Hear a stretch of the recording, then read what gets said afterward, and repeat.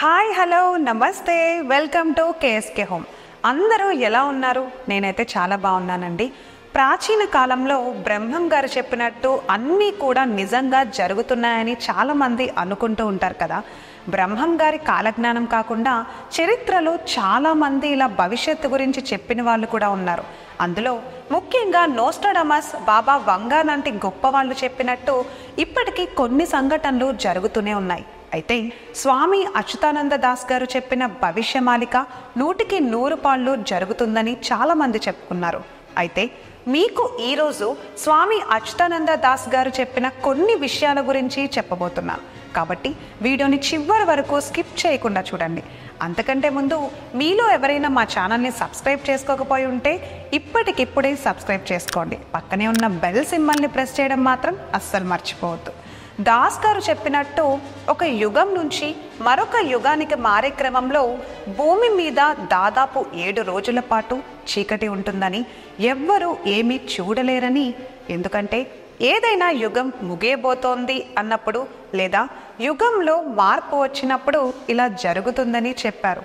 త్రేతాయుగంలో లాగా హనుమంతుడు ఎప్పుడైతే సంజీవని మూలికను సేకరించడానికి వెళ్ళాడో అప్పుడు భూమిపై 7 రోజులు చీకటి ఏర్పడిందట. అదేవిధంగా సత్యయుగంలో కూడా మొరాసుర్ అనే రాక్షసుడు మొత్తం విధ్వంసం సృష్టించి దేవరాజైన ఇంద్రుణ్ణి ఓడించినప్పుడు అప్పుడు కూడా భూమి మీద 7 రోజుల చీకటి ఏర్పడింది. ఇలాంటి సంఘటనలు రాబోయే 2024 మరియు 2029 మధ్య మరొక్కసారి జరుగుతుందని, ఈ సమయంలో ఎవరైతే మహా అక్షర మంత్రాన్ని జపిస్తారో వారు ఈ చీకట్లో కూడా చూడగలరని చెప్పారు. ఇంకా భవిష్యత్తులో భూమి యొక్క దూరంలో చాలా మార్పు ఉంటుందని, భూమికి చంద్రుడికి ఉన్న దూరం కూడా తగ్గుతుందని రాయబడింది. ఇలా జరగడం వల్ల భూమి మీద ఉష్ణోగ్రతల్లో వేగవంతమైన మార్పులకు లోనవుతుంది.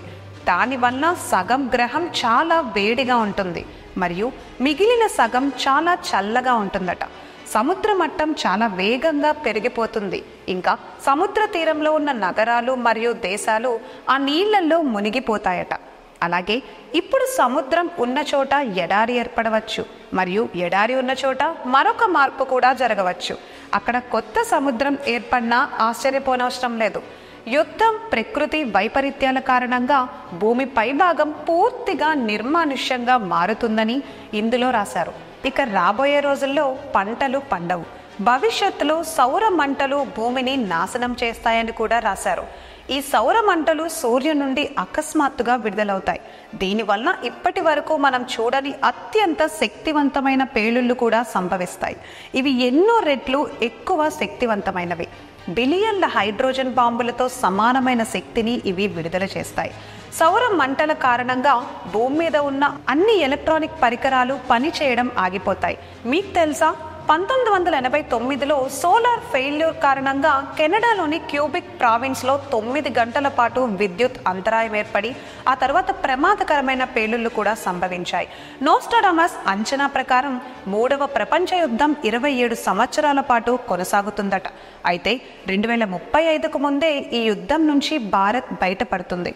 ఎందుకంటే అప్పటికే ఇక్కడ కల్కి జన్మించి ఉంటాడు కాబట్టి.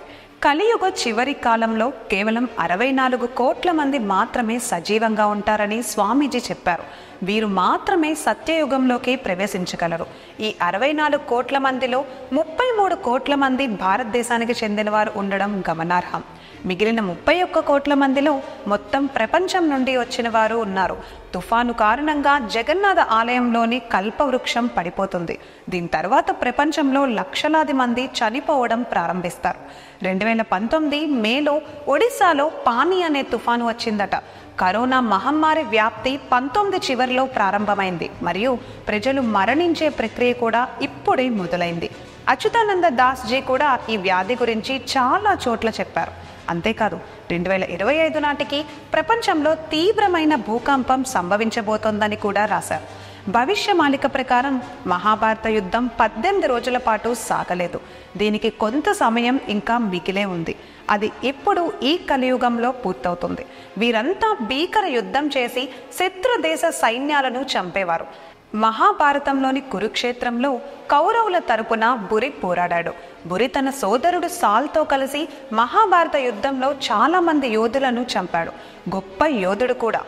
ఇప్పుడు మరో యోధుడు అశ్వత్థామ గురించి మాట్లాడుకుందాం. మీరు అశ్వత్థామ గురించి వినే ఉంటారు. అతను కృష్ణాచార్య సోదరుడు, కృపి మరియు ద్రోణాచార్యుల కుమారుడు.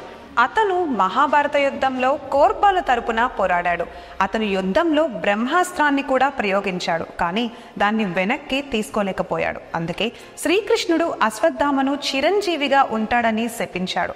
మీ శరీరం ముక్కలవుతుంది, కానీ మీరు చనిపోరు. మీ జీవితాంతం మీరు భరించలేని బాధను అనుభవిస్తారు. ఈ శాపానికి కారణం పాండవులు అశ్వత్థామ తండ్రిని మోసం చేయడమే.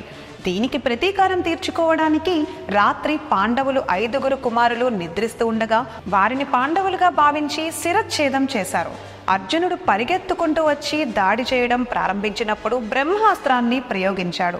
అర్జునుడు తన రక్షణ కోసం బ్రహ్మాస్త్రాన్ని ప్రయోగించాడు. ఋషులు అభ్యర్థించడంతో అర్జునుడు తన బ్రహ్మాస్త్రాన్ని వెనక్కి తీసుకున్నాడు. కానీ అశ్వత్థామ మాత్రం తన బ్రహ్మాస్త్రాన్ని వెనక్కి తీసుకోలేకపోయాడు. అశ్వత్థామ జర్మనీలో పుడతాడని మరియు అతను ప్రపంచ యుద్ధంలో భారతదేశంతో పాటు పోరాడతాడు అని చెప్పారు. ఇప్పుడు మనం అభిమన్యుడి గురించి కూడా మాట్లాడుకుందాం. చక్ర వ్యూహంలోకి ఎలా చొచ్చుకుపోవాలో గుర్తురాక అభిమన్యుడు చక్ర వ్యూహంలో చిక్కుకొని చంపబడ్డాడని మీ అందరికీ తెలుసు కదా. శ్రీకృష్ణుడి విధానం వల్ల అర్జునుడి కొడుకు అభిమన్యుడు చక్ర వ్యూహంలోకి ప్రవేశించాడు.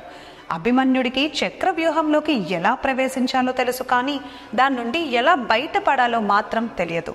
అభిమన్యుడు చక్ర వ్యూహంలోకి ప్రవేశించిన తర్వాత అతన్ని అన్ని వైపుల నుండి చుట్టుముట్టారు. జయద్రథునితో సహా 7 యోధులు అతన్ని చుట్టుముట్టారు మరియు క్రూరంగా చంపేశారు. ఇది యుద్ధ నియమాలకు విరుద్ధం. కానీ మీకు తెలుసా, భవిష్యవాణి ప్రకారం అభిమన్యుడు అమెరికాలో పుడతాడు మరియు అతను 3వ ప్రపంచ యుద్ధం అంటే కలియుగ యుద్ధంలో భారతదేశం తరపున పోరాడతాడని చెప్పారు. కంసుడు ముస్లిం కుటుంబంలో పుడతాడు. అతను ద్వాపర యుగంలో మహాపాపి, కానీ ఈ కలియుగంలో కూడా అతను మహాపాపిగానే పుడతాడు. ఇతను ఉగ్రవాది అవుతాడు, కానీ అతను ఎన్కౌంటర్లో చనిపోతాడు. అంతేకాదు, రేపటి రోజున మణి మరియు నెమలి సింహాసనాన్ని బ్రిటన్ నుండి భారతదేశానికి తిరిగి తీసుకువస్తారని చెప్పారు. అంతేకాదు, ఘటోత్కచుడు, దుర్యోధనుడు, 5 పాండవులు మొదలైన వారు కూడా ఈ కలియుగంలో మళ్ళీ పుడతారా? అంతేకాకుండా కృష్ణుడు, బలరాముడు కూడా కలియుగంలో పుడతారా? ద్వాపర యుగం నుండి శ్రీకృష్ణ భగవానుడి సుదర్శన చక్రం ఎక్కడో ఒక రహస్య ప్రదేశంలో దాచి ఉంచబడింది అని, కృష్ణుడు మళ్ళీ పుట్టి దాన్ని ధరిస్తాడని చెప్పారు. జాలోక పర్వతం అని ఒక పర్వతం ఉందని, ఇది కటక్ నగరానికి కొద్ది దూరంలోనే ఉందని తెలుసు. ఈ పర్వత శ్రేణిలో దాదాపు 752 గుహలు ఉన్నాయి. వాటి లోపల 2000 మంది ఋషులు, సాధువులు తపస్సు చేస్తున్నారు. వాటి లోపల లక్షల ఆశ్రమాలు కూడా ఉన్నాయి. వీటిలో మణి నా గుహ అత్యుత్తమమైనదిగా పరిగణించబడుతుంది. నాగలోక రాణి దాని లోపల నివసిస్తుందని మరియు దాని మెడలో ఒక రత్నం ఉంది అని చెప్తారు. ఈ పర్వతాన్ని చిన్న హిమాలయ అని కూడా పిలుస్తారు. ఇది దాదాపు 3 నుంచి 4 కిలోమీటర్ల వరకు విస్తరించి ఉంది. ఇది 6 పర్వతాల సమూహం. ఆసక్తికరమైన విషయం ఏంటంటే, ఈ మణిన్నా గుహలో 2 గుహలు ఉన్నాయి. పైన ఒకటి మరియు కింద ఒకటి. ఒక పెద్ద గుహ మరియు ఒక చిన్న గుహ ఉంటాయి. శ్రీరాముడు మరియు లక్ష్మణుడు పాతాళానికి వెళ్ళి అక్కడ జరాసంధ అని రాక్షసుడిని చంపారట. ఈ పర్వత శ్రేణి అత్యంత పవిత్రమైనదిగా చెప్తారు. జలుక అనే ఒక నగరం ఉంది. దీనిని తేలియాడే నగరం అని పిలుస్తారు. ఈ జలుక పర్వతం ఉన్న ప్రదేశం సంభాల్ గ్రామంలో ఉంటుంది. మహాభారత కాలంలో మత్స్య దేశం అంటే నేటి ఒరిస్సా అట. రాజు విరాట్ కుమారుడు ఉత్తర మరియు కుమార్తె ఉత్తర. అర్జునుడి కుమారుడు అభిమన్యుడితో ఉత్తరకు వివాహం జరిగింది. Archaeological survey of India central jail వెనుక తవ్వకం పనిని ప్రారంభించినప్పుడు కొన్ని రోజుల తర్వాత వారు చూసిన విషయం అందరినీ ఆశ్చర్యపరిచింది. ఇక్కడ అర్జునుడి విల్లు ఉంచబడింది. ఇక్కడ విరాట రాజు శివుని ఆలయాలను నిర్మించాడు. దీనిని అష్ట సంభవం అని కూడా పిలుస్తారు. ఇక్కడ ఉంచిన వస్తువులను తల్లి చండి మరియు శంకరుడు స్వయంగా రక్షిస్తారని, అయితే కలియుగంలో భగవంతుడు బలరాముడు వస్తాడు అని నమ్ముతారు.